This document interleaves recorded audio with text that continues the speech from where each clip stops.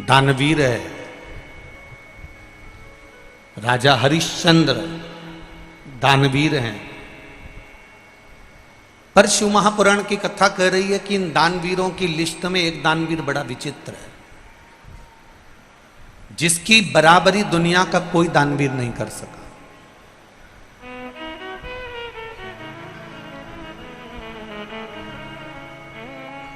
दानवीरों में भी दानवीर, जिसकी बराबरी दुनिया का कोई व्यक्ति आज तक नहीं कर पाया। दानवीरों में कितने बड़े बड़े दानवीर हो गए, कर्ण जैसे दानवीर हो गए, स्वयं हरिश्चंद्र जैसे हो गए, स्वयं दशरथ जी जैसे हो गए, जनक जी जैसे हो गए, ना जाने कितने कितने बड़े बड़े दानवीर हो गए। पर उन दानवीरों में एक दानवीर ऐसा है जिसकी गणना आज तक दुनिया के लोग नहीं कर पाए, आज तक किसी ने नहीं करी, और वो थे दधीचि ऋषि। केवल एक, क्या नाम है उनका, जम के बोलो जरा, दधीचि ऋषि। दानवीरों में केवल एक दानवीर इतने प्रबल थे, दधीचि ऋषि। दुनिया के लोगों ने जो दान दिया दिया, दुनिया के लोगों ने जो धन दिया दिया, दुनिया के लोगों ने जो वस्त्र दिया दिया, दुनिया के लोगों ने जो आभूषण दिया दिया, पर दधीचि ऋषि एक ऐसे दानवीर थे जिनके सामने सारे देवता आकर खड़े हुए हैं और जो हाथ जोड़कर कह रहे हैं कि वत्रासुर का अंत करना है और आपके शरीर की हड्डियां चाहिए, शरीर की अस्थियां चाहिए।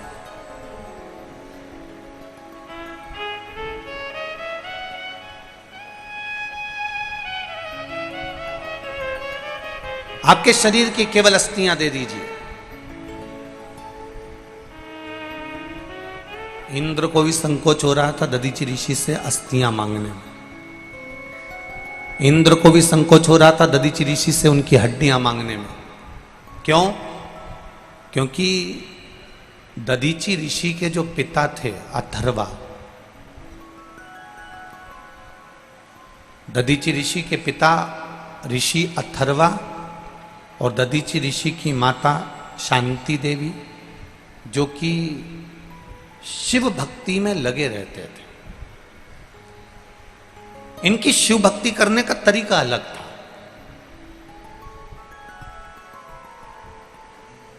इनकी शिव भक्ति का तरीका बिल्कुल अलग।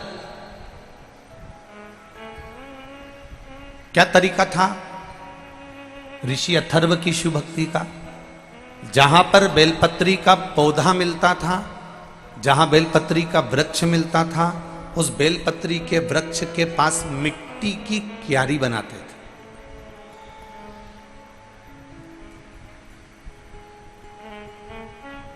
और मिट्टी की क्यारी बनाकर, आप लोगों ने देखा होगा, कभी कभी आप लोगों ने भी ऐसा करा होगा कि जो पौधा होता है, पौधे के आसपास थोड़ी थोड़ी सी मिट्टी इकट्ठी करके चारों तरफ से उसकी क्यारी बना लेते हो,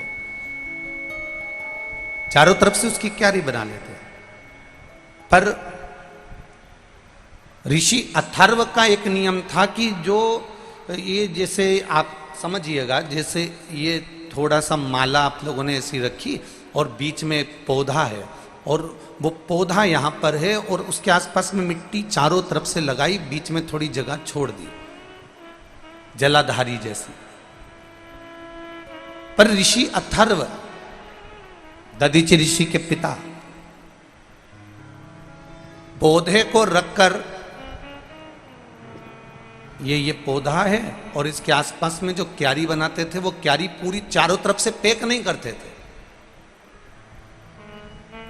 ऋषि अथर्व क्या करते थे कि उस क्यारी को पैक करने की जगह पौधे के आसपास गोल क्यारी बनाई और क्यारी बनाकर एक छोटी सी जगह छोड़कर ऐसी लंबी जगह वहां से छोड़ देते थे। जैसे आप लोग मट्टी का जो पार्थिव का जो शिवलिंग बनाते हो ना, पार्थिव शिवलिंग, तो पार्थिव शिवलिंग बनाते समय क्या करते हो, नीचे की जो जलाधारी है उसको बनाते हो, बना के थोड़ा लंबा कर देते हो, जलाधारी जैसा, जलाधारी जैसा लंबा कर दिया।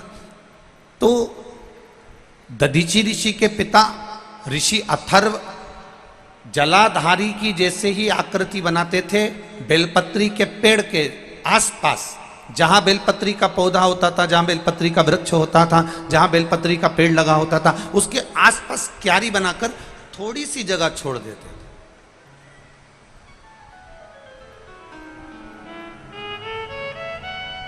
और वो थोड़ी सी जगह छोड़कर ऋषि अथर्व उसी को, बेलपत्री के पौधे को ही शंकर और पार्वती मानकर बेलपत्री के पौधे की ही अर्चना करते थे, उन्हीं का भजन करते, उन्हीं का स्मरण करते थे, उन्हीं का।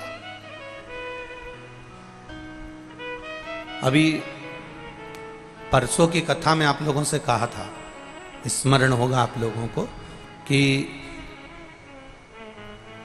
बन सके जिंदगी में तो एक बेलपत्री के पौधे को बड़ा करो, उसको लगाओ, उसकी पूजन करो। अब इसको आप समझ लेना जरा, दधीचि ऋषि के पिता ऋषि अथर्व की कथा को थोड़ा सा ध्यान में उतारिएगा। और जिसने अपनी जिंदगी में एक बार अगर ऋषि अथर्व की कथा को समझ लिया, समझ लो उसको शिव भक्ति का एक आनंद सुख प्राप्त हो गया।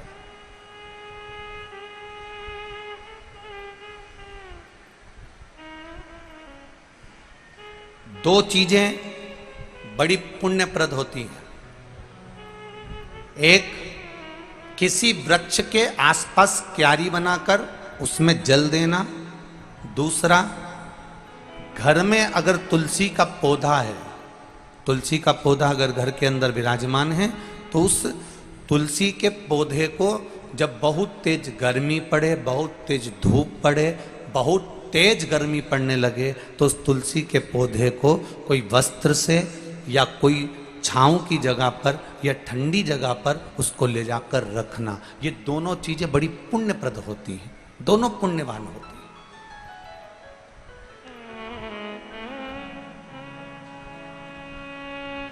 दोनों पुण्यता है।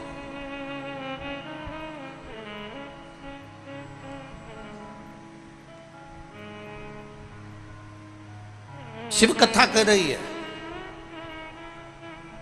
ऋषि अथर्व बेलपत्री के पौधे को ही शिव मानते थे और बेलपत्री के पौधे को ही पार्वती मानते थे। बेलपत्री के पौधे में ही गणेश जी का दर्शन करते थे, बेलपत्री के पौधे में ही कार्तिक का दर्शन करते थे, बेलपत्री के पौधे में ही वो अशोक सुंदरी का दर्शन करते थे, बेलपत्री के पौधे में ही जया, विषहरा, श्यामली बारी, दौतली और देव, इन 5 कन्या का भी दर्शन वो बेलपत्री के पौधे में करते थे।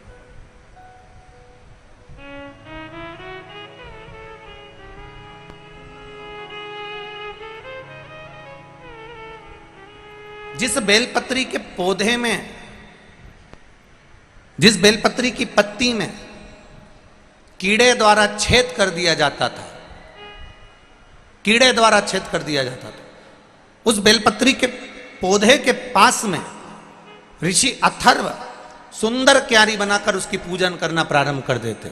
और इतनी पूजन ऋषि अथर्व करते थे, इतनी पूजन करते थे, इतनी आराधना करते थे कि उस बेलपत्री के पौधे में जितने कीड़े लगे हुए थे वो भी भगवान की भक्ति में डूब जाते थे, और कीड़े उस बेलपत्री के वृक्ष को छोड़कर दूसरे वृक्ष की ओर चले जाते थे। इतना